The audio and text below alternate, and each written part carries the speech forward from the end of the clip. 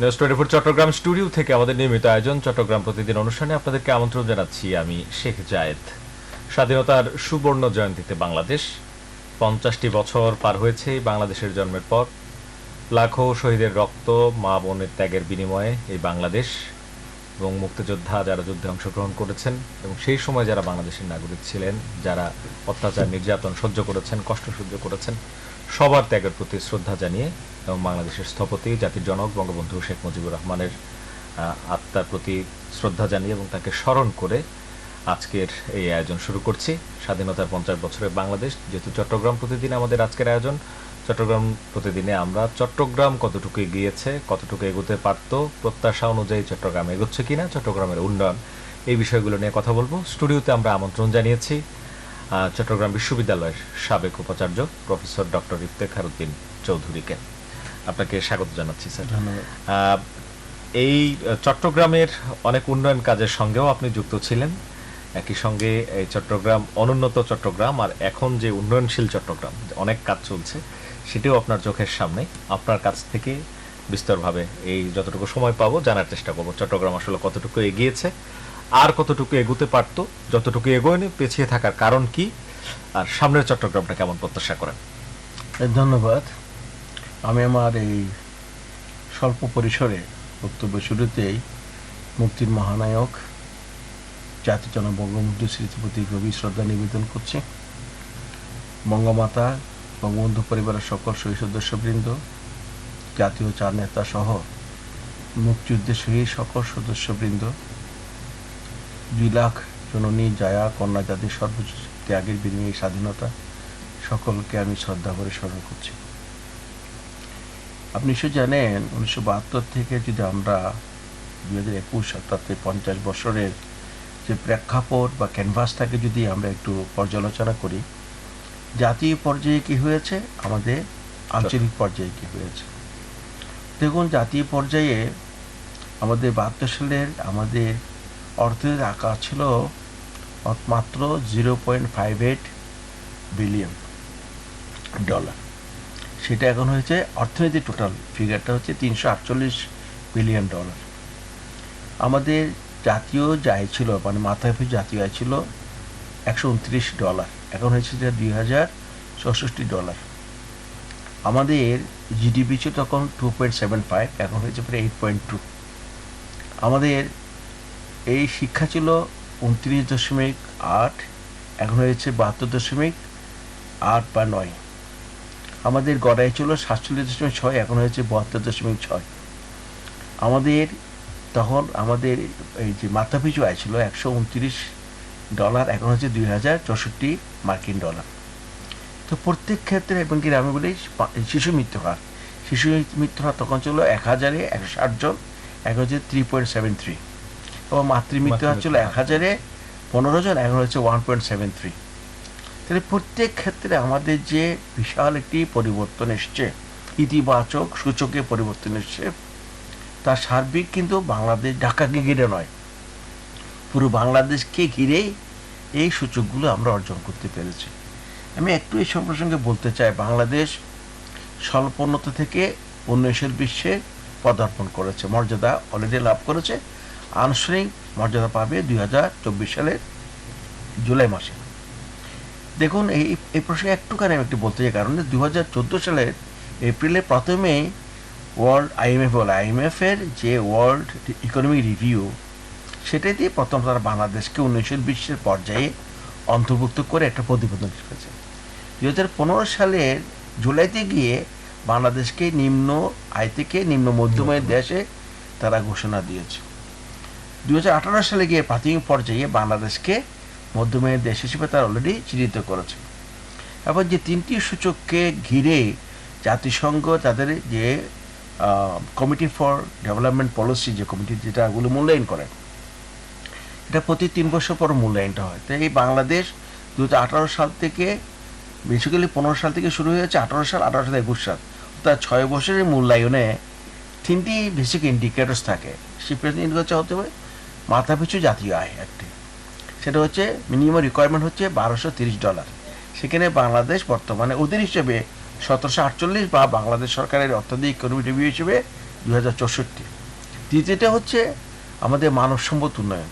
মানব সম্পদের target point হচ্ছে তাদের 64, আমাদের অর্জন হচ্ছে 72 পয়েন্ট। তৃতীয় হচ্ছে অর্থনৈতিক ভঙ্গুরতা বলি, মানে ইকোনমিক ভালনারেবিলিটি। সেখানে ওদের যে পয়েন্ট লেভেল হচ্ছে ম্যাচ মার্চ 32, তার উপরে গেলে এটা মানে লিস্টে চলে আসবে। আমরা আমাদের সেই অর্জনটুকু করেছি। এখন এটি 18 সালে হয়েছে একবার প্রাথমিক পর্যালোচনা, 21 সালে হয়ে আবার এটাকে 5 দিন ব্যাপী পূর্ণাঙ্গ মানে পুঙ্খানুপুঙ্খ আলোচনা করে বিচার বিশ্লেষণ করে বাংলাদেশকে তারা এখন উন্নয়নশীল বিশ্বের রাষ্ট্রে মর্যাদাসীন করার সৌভাগ্য আমরা অর্জন করেছি। কিন্তু এটি আমাকে ধারাবাহিকভাবে আরও 3 বছর বজায় রাখতে হবে, যাতে 24 সালে গিয়ে আনুষ্ঠানিকভাবে আমরা এটা মর্যাদা পেতে পারি। আমি এই কথাগুলো বলছি কারণে এরই ধারাবাহিকতায় চট্টগ্রামকে আমরা কীভাবে দেখব। দেখুন, চট্টগ্রাম বন্দর হচ্ছে বাংলাদেশের প্রবেশদ্বার। আমরা চট্টগ্রামকে বলছি বাণিজ্যিক রাজধানী। কেন বলছি বাণিজ্যিক রাজধানী? আগে দেখুন, চট্টগ্রামের খাতুনগঞ্জ বাজার হচ্ছে বাংলাদেশের সকল পণ্যের বড় পাইকারি বাজার। কারণ এদিকে বন্দরের সুবিধার কারণে সবগুলো সরাসরি এখানে এসছে, এখান থেকে বিতরণ ব্যবস্থাটা পুরো বাংলাদেশে হয়েছে। কিন্তু বর্তমানে খাতুনগঞ্জ বাজারের কি অবস্থা? অত্যন্ত দুর্বিষহ অবস্থা, খুবই সরু রাস্তা, নৌপথে যোগাযোগ বন্ধ। তাহলে এই যে একটি বন্দরকে ঘিরে আমরা একটা বিশাল হাব করার চেষ্টা করছি। আমার পার্শ্ববর্তী দেশগুলিতে অলরেডি বন্দর ব্যবহার অনুমতি দিয়েছি এবং সামনে আরও যোগাযোগটা বাড়বে, যে কারণে আমরা এই 5টি দেশ, আমাদের যে দক্ষিণ এশিয়ার দেশগুলোর সাথে আমাদের যে বন্ধনটা আরও সুদৃঢ় হবে। সেখানে স্থল, জল এবং সকল পথ, আকাশ পথ, সকল পথগুলোকে আমরা যোগাযোগগুলোকে আমরা এক নিগুড় বা গভীর একটা বন্দরে নিয়ে আসার চেষ্টা করছি। এবং সেটি গতকাল পর্যন্ত আমরা দেখেছি কতগুলো সমঝোতা চুক্তি স্বাক্ষর হয়েছে। এদিকে সেভেন সিস্টার্সের সঙ্গে পথ খুলে গেছে। এখন দেখুন, আমাদের বিষয় হচ্ছে যে আমরা মানে যেটা অত্যন্ত জোরের সাথে বলতে চাই, দেখুন মহাত্মা গান্ধী কবে সে বলেছিলেন Chittagong to the fore, Chattogram সর্বাগ্রে। সকল ভারতে এত বড় বড় জনপদ, নগর, শহর বাদ দিয়ে চট্টগ্রাম কেন উনি কেন সর্বাগ্রে বলেছিলেন? বলেছে কারণে এই চট্টগ্রাম ছিল এই আন্দোলন সূতিকাগার। মাস্টার সূর্য সেন, বিপ্লবী সূর্য সেন, বিপ্লব জাতির জন্য বঙ্গবন্ধু 6 দফা ফেস থেকে শুরু করে 52 ভাষা আন্দোলন শুরু করে প্রত্যেক আন্দোলন সংগ্রামে এই চট্টগ্রাম কিন্তু নেতৃত্ব দিয়েছে। এখন এই চট্টগ্রামকে ঘিরে যে একটা সম্ভাবনা, বিশাল সম্ভাবনা ছিল, কিন্তু সেই সময় গত 50 বছরের পর্যালোচনা আমরা সেই সম্ভাবনাকে যথার্থ কাজে লাগানো হয়েছে বলে আমি মনে করি না।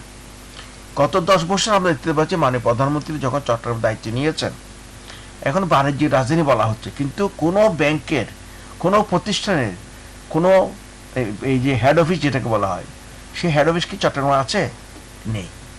তাহলে আমাদের চট্টগ্রামের এই যে ব্যবসা বাণিজ্য উন্নয়নের জন্য যত কিছু খুব কুইকলি যেসব সিদ্ধান্তের প্রয়োজন, তাহলে আমাদের কোথাও হচ্ছে ঢাকায় যেতে হচ্ছে। ব্যবসায়ীরাও বারবার অভিযোগ করছে সেটা, যে অনেক শিল্প কারখানা কমে গেছে চট্টগ্রাম থেকে। এক্স্যাক্টলি, প্রত্যেক ক্ষেত্রে, নট অনলি শিল্প কারখানা, আমাদের দেখো সচিবালয়, প্রত্যেক ক্ষেত্রে পারমিশনের জন্য সরকারি অনুমোদন কোথায় হচ্ছে? আমাদের সচিবালয়। সবগুলো সচিবালয় হচ্ছে ঢাকায়। কিছু কিছু সচিবালয় যদি বিভিন্ন অঞ্চলে, যেমন খুলনা, চট্টগ্রাম, রাজশাহী, যেগুলো বড় বড় নগর ইতিমধ্যে তাদের মর্যাদাকে তাদের সমাসীন করতে পেরেছে, সে জায়গায় যদি আমরা ডিসেন্ট্রালাইজ করি, পূর্ণ ক্ষমতা দিয়ে ডিসেন্ট করে, তাহলে কোনো অসুবিধার কারণ নেই। আমাদের ইভেন কি দেখুন, আদালতটা দেখুন, আদালতটা আমরা হাইকোর্ট করতে বলেছিলাম, অর্থাৎ একটা হাইকোর্ট ব্রাঞ্চ, সেটা কিন্তু পূর্ণাঙ্গ হয়েছে বলে আমি মনে করি না। তাহলে প্রত্যেক ক্ষেত্রে সব কিছুর জন্য আমরা ঢাকাতে দৌড়াতে হচ্ছে। আবার ঢাকাতে গেলেই সেটা হচ্ছে বরণ্য, আর চট্টগ্রাম থাকলে এটা নগণ্য বা জঘন্য হয়ে যাবে, সেটা তো হতে পারে না প্রত্যেক ক্ষেত্রে। এটি আমি বলছি, একটা বঞ্চনার কথা বলছি। আর চট্টগ্রাম থেকে এই 50 বছরে অনেকজন, আমাদের মাঝি সাহেব মারা গেছেন বঙ্গবন্ধুর নির্বাচন আগেই, ইলেকশন ক্যাম্পেইন করতে গিয়ে, কিন্তু জোহরা মজুদ ছিলেন, উনি আপ্রাণ চেষ্টা করে গেছেন। তার প্রতি বঙ্গবন্ধু হত্যার পরে আমরা দেখেছি একই সময়ে কোনো এক সময়ে কোনো একটা সরকার আমলে 8 জন মন্ত্রী ছিল চট্টগ্রাম থেকে, কিন্তু 8 জন মন্ত্রীর আমলে কি চট্টগ্রামের কি হয়েছে, কোথায় কি উন্নয়নের ছোঁয়া পড়েছে, আমরা কেউ টেরও পাইনি, বুঝতে পারছেন, উপলব্ধি করতে পারছি না। কিন্তু এখন বিগত 1 দশক, মানে আমি এই দশের কথা বলছি কারণে, যেহেতু মানে প্রধানমন্ত্রী বঙ্গবন্ধু কন্যা দায়িত্ব নিয়েছে চট্টগ্রামের, আমরা দেখতে পাচ্ছি চট্টগ্রামে বেশ কিছু উন্নয়ন হয়েছে। যেমন পোর্টের, বন্দরকে সম্প্রসারিত করা হয়েছে, মেট্রো রেলের কাজ চলছে, আমাদের কর্ণফুলী টানেল হচ্ছে, এই আমাদের পুরো এই মিয়ানমার থেকে শুরু করে থাইল্যান্ড, পুরো একটা এই যে দক্ষিণ এশিয়ার একটা বিরাট অঞ্চলকে ঘিরে এটা একটা ইকোনমিক জোন। মিরসারাত ইকোনমিক জোন হচ্ছে, আনোয়ার ইকোনমিক জোন হচ্ছে, কোরিয়ান ইপিজেড হচ্ছে। এই ধরনের কর্মযজ্ঞগুলো যদি আমরা আগে থেকে শুরু করতে পারতাম, তাহলে আমরা অনেক বেশি সুফল পেতাম। অনেক আগে থেকে উৎপাদন শুরু হতো, অনেক কর্মসংস্থানের ব্যবস্থা হতো। দেখুন এখন ফ্লাইওভার হয়েছে, ফ্লাইওভারগুলো আমি কেন জানি মনে হচ্ছে এগুলো কোনো খুব বেশি যে ফিজিবিলিটি স্টাডি হয়েছে, অর্থাৎ এগুলো যে কতটুকু প্রয়োজন, কোন জায়গায় প্রয়োজন, সেগুলো সঠিক করতে যথার্থ ফিজিবিলিটি হয়েছে বলে আমি মনে করি। সামনে মেট্রো রেলের পরিকল্পনা আছে, কিন্তু আমাদের কথা হচ্ছে যে রাস্তাগুলো, যেমন চিটাং এয়ারপোর্ট সবচেয়ে ইম্পর্টেন্ট হচ্ছে একটা এয়ারপোর্ট, যেটা দিয়ে মানুষের প্রধান যাতায়াত, বিশেষ করে আমরা যারা বলছি, যারা বিত্তশালীর কথা বলবো না, শুধু যারা ব্যবসা বাণিজ্য জড়িত, বিদেশিরা আসছে, বিনিয়োগ করতে আসছে, তারা কিন্তু এই 2 ঘন্টা জ্যামের মধ্যে থেকে চট্টগ্রাম শহরে এসে কোনো ব্যবসা করতে তারা কখনো ফ্লাইওভারের কোনো সুবিধা এয়ারপোর্ট থেকে পাওয়া যাচ্ছে না। তাহলে আমাদের মূল টার্গেট ছিল আগে চট্টগ্রাম বন্দর থেকে, বিমানবন্দর থেকে কীভাবে আমরা চট্টগ্রাম শহরের রাস্তাটাকে প্রথম প্রায়োরিটি দেব। এখন অনেক জায়গায় দেখা যাচ্ছে আমরা ফ্লাইওভার করেছি, সেখানে কোনো যানবাহন বলতেই নেই। আবার অনেক ফ্লাইওভার আছে সেখানে শূন্যতার কারণে হোক, নিরিবিলি বা নীরবতার কারণে সেখানে বিভিন্ন ধরনের অপরাধ হচ্ছে। তাহলে আমাদের প্রয়োজন ছিল আর একটা বিষয় আমরা বলি, চট্টগ্রামের দুঃখ হচ্ছে আমরা চাকতা খান বা আমাদের জলবদ্ধতার কথা সবসময় বলি, কিন্তু দেখবেন 1961 যে মাস্টার প্ল্যানটা হয়েছিল পাকিস্তান আমলে, সেটা তো এই ধরনের বিষয়গুলো তুলে আনা হয়েছে, চমৎকার একটা প্ল্যান। আবার 1995 সালে যে প্ল্যানটা হয়েছে, সেখানে জলবদ্ধতার বিষয়গুলো অত্যন্ত চমৎকারভাবে তুলে ধরা হয়েছে, কিন্তু সে প্ল্যানগুলো কেউ আমরা কখনো পড়ে দেখেছে বলে আমার মনে হয় না। যারা নীতি নির্ধারকরা কখনো এটাকে দেখেছেন, স্টাডি করেছেন, এগুলো নিয়ে আলাপ আলোচনা করেছেন বলে আমি মনে করি না। করলে পরে এই ধরনের আমাদের জলাবদ্ধতাগুলো আমরা অনেক আগেই এগুলো থেকে আমরা মুক্ত হতে পারতাম। পরিবেশ দূষণ বলুন, জলাবদ্ধতা বলুন, আমাদের এই রাস্তাগুলো বড় হচ্ছে, 4 লেন হচ্ছে, কিন্তু কাজের দখলে যাচ্ছে রাস্তাগুলো। ওই আপনি দেখবেন আবার ট্রাক, বাস, বিভিন্ন দোকানপাতের দখলে চলে যাচ্ছে, তাইলে রাস্তা বড় করে তো লাভ হচ্ছে না। যানবাহনের যে ট্রাফিক জ্যামের কথা বলছি, যেগুলোর জন্য আমরা নাগরিক দুর্ভোগকে লাঘবের জন্য যে কথাগুলো বলছি, সেই দুর্ভোগের জায়গাটুকু তো আমরা লাঘব করতে পারছি কিনা সেটা তো পর্যালোচনার বিষয়। এই যে উন্নয়ন কাজগুলো চলছে, অনেকগুলো আছে, আপনিও বলেছেন প্রধানমন্ত্রী চট্টগ্রামের ব্যাপারে উদার হস্ত, এবং এখানে অনেকগুলো উন্নয়ন কাজ চলছে আর অনেক পরিকল্পনা এখানে আছে। সে জায়গায় উন্নয়ন কাজ যেগুলো চলমান, এগুলোর ক্ষেত্রে আমরা অনেক দীর্ঘসূত্রে দেখতে পাচ্ছি, বারবার সময় বাড়ানোর প্রবণতা আমরা দেখতে পাচ্ছি। একই সঙ্গে যেগুলো উন্নয়ন কাজ হয়ে গেছে সেগুলো রক্ষণাবেক্ষণও আমরা গাফিলতি দেখতে পাচ্ছি। তার মানে কি, মানে এখানেই অসহযোগিতা করার মতো লোকজন আছেন যারা? না, আমি ব্যক্তিগতভাবে যেটা মনে করি, আসলে আমাদের একটা সমন্বয়ের বিশাল গ্যাপ রয়ে গেছে। সেটা হচ্ছে, দেখুন চিটগাঁও যে সংস্থাগুলো আছে, সিটি কর্পোরেশন, সিডিএ, ওয়াসা, এদের এই যে ওয়াসা একটা পাইপ নেবে, তার জন্য সিটি কর্পোরেশন থেকে পারমিশন নিতে হয়, বা সিডিএ কোনো কাজ করবে, এদের মধ্যে কোনো সমন্বয় সঠিক সমন্বয় আছে কিনা আমি জানি নাই, আমার জানা নেই। প্রশ্নটা হচ্ছে, যদি একটা সমন্বিত পন্থায়, যে কারণ আমরা একটা বহু আগে যখন মহিউদ্দিন ভাই মেয়র ছিলেন, আমি একটা কনসেপ্ট দিয়েছিলাম ওনাকে, কোবের সিটির আদলে এটাকে সিটি গভর্নমেন্ট করার জন্য, অর্থাৎ সকল সংস্থাগুলো ওয়ান আমব্রেলা, একটা আমব্রেলার নিচে নিয়ে আসলে একটা গভর্নমেন্ট সিটি গভর্নমেন্ট করলে তখন প্রত্যেক জানা হলো যে বন্দর কী কাজ করবে, কোথায় রাস্তাঘাট হবে, কোথায় টার্মিনাল হবে, তাতে প্ল্যান একটা টোটাল একটা প্ল্যানের মধ্যে এনে এগুলোকে যদি যথাযথভাবে আমরা স্থাপন করতে পারি, তাহলে আসলেই উন্নয়ন কাকে বলে সেটাই আমরা বুঝতে পারবো। নাহলে এখন বিচ্ছিন্নভাবে বিক্ষিপ্ত যে উন্নয়নগুলো হচ্ছে, সেগুলো হয়তো আমরা সাময়িকভাবে দেখতে পাবো কিছু উন্নয়ন হয়েছে, কিন্তু টেকসই উন্নয়নের কথা যদি বলি, তাহলে আমরা দেখবো সেদিকে আমরা অনেক পিছিয়ে আছি। কারণ এই সাময়িক উন্নয়ন দিয়ে আমাদের কিছু হবে না। আমাদের চট্টগ্রামকে ঘিরে যদি সত্যিকার এই আমাদের টোটাল অঞ্চলগুলোকে, এদিকে যে মিয়ানমার, থাইল্যান্ড, চায়না থেকে শুরু করে একটা বিশাল জগৎকে নিয়ে আমরা যে আমাদের বাণিজ্যিক, অন্তত দেশের সার্বিক উন্নয়নে এটিকে সংযোগ করতে পারি, জলপথ, দেখুন আমাদের বঙ্গোপসাগরে আমরা যুদ্ধ করে, প্রধানমন্ত্রীর নেতৃত্বে আইনি যুদ্ধ করে আমরা 118 বর্গ কিলোমিটার জায়গা নিয়েছি। এটা বাংলাদেশের প্রায় আয়তনের প্রায় সমান। এত বিশাল এই সমুদ্র অর্থনীতিকে আমরা কতটুকু কাজে লাগাতে পারছি, এই নিয়ে আমাদের কোনো সঠিক পরিকল্পনা হয়েছে কিনা। আমি নিজেও এটার সাথে কিছু লেখালেখি করেছি, কিন্তু আদৌ যে যথোপযুক্ত উপায়ে, যথোপযুক্ত পন্থায় আমরা যদি এর মূল্যায়ন করতে না পারি এবং তড়িৎ গতিতে এগুলোকে যদি আমরা অ্যাড্রেস করতে না পারি, তাহলে হয়তো সম্পদগুলো কাজে লাগাতে গিয়ে আমরা আরও অনেক পিছিয়ে পড়ব। ডক্টর ইফতেখারউদ্দিন চৌধুরী, এটা শেষ প্রশ্ন আপনার কাছে, সেটি হচ্ছে বাংলাদেশ নামক রাষ্ট্রটির সবচেয়ে সুন্দর জায়গার অংশটুকু পড়েছে চট্টগ্রামে, আমরা যেটি দেখেছি। স্বাধীনতার এই 50 বছরে এই জায়গাটুকুর কতটুকু যত্ন আমরা নিয়েছি, বা পর্যটনকে কেন্দ্র করে যে অনেক উপার্জন করা যায়, মানুষকে ভালো রাখা যায়, সেই জায়গাগুলোতে আমাদের পর্যটন মন্ত্রণালয় আছে, পর্যটন কর্পোরেশন আছে। এদিক থেকে কোনো উদ্যোগ আপনি দেখেছেন কিনা, কোনো পরিবর্তন এসেছে কিনা, আর কি করা যায়? দেখুন, আমি বলি, আমাদের ফরাসি পর্যটক ফ্রান্সিস বার্নিয়ার উনি নিজে বলেছেন, ইবনে বতুতা, অনেক পর্যটক বাংলাদেশে এসেছেন। অনেকের বক্তব্য ছিল যে মিশরে যেরকম এই নীলনদ, মিশরের যে সৌন্দর্যের কথা বলা হয়, যে বলে মিশরের চেয়ে বহু বেশি সৌন্দর্য হচ্ছে এই বাংলাদেশে, এই চট্টগ্রামে পাহাড়, নদী, সমুদ্রের যে একটা মহামিলন, এমন চমৎকার পরিবেশ বিশ্বে খুব কম জায়গায় আছে। কিন্তু আমরা বলুন, দেখুন, একদিকে আমাদের যে পার্বত্য অঞ্চলগুলো রয়েছে, ওদিকে রয়েছে আমাদের কক্সবাজার থেকে শুরু করে আমাদের সমুদ্র উপকূলগুলো রয়েছে, ইভেন আমাদের পতঙ্গাবলী।